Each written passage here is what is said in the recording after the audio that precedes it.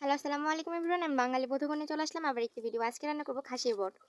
বটটি রান্না করব প্রেসার কুকারে। এই জন্য প্রথমে প্রেসার কুকারে বটগুলো দিয়ে নিব। করে রাখা কিছু পেঁয়াজ, এবারে দিয়ে দেব শুকনো মরিচ, এখন দিয়ে দেব গরম মশলা। প্রথমে কিছু তেজপাতা দিয়ে নিব, কিছু দারচিনি দিয়ে নিব,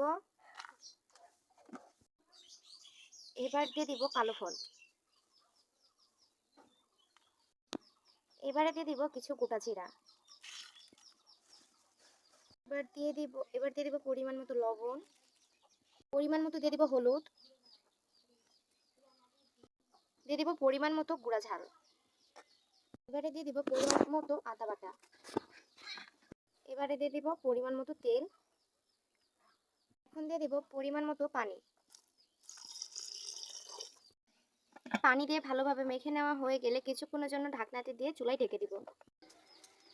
4 থেকে 5টা সিটি দেওয়া হয়ে গেলে প্রেসার কুকারের মুখটা খুলে নিব। এই যে আমাদের খাসির বটটা প্রেসার কুকারে সেদ্ধ করা শেষ। এখন পাতিলে ঢালে নিয়ে ভালোভাবে কষাবো। এই যে পাতিলে ঢেলে নিয়েছি, এখন কিছুক্ষণ ধরে এভাবে নাড়াচাড়া করে ঝালগুলো আউলে দিয়ে কষাই নেব। এই যে গাইস, আমাদের খাসির বট ভালোভাবে নাড়াচাড়া করে কষায় নিলেই রান্না শেষ। আপনাদের যদি ভিডিওটি ভালো লেগে থাকে তাহলে লাইক, কমেন্ট ও সাবস্ক্রাইব করবেন।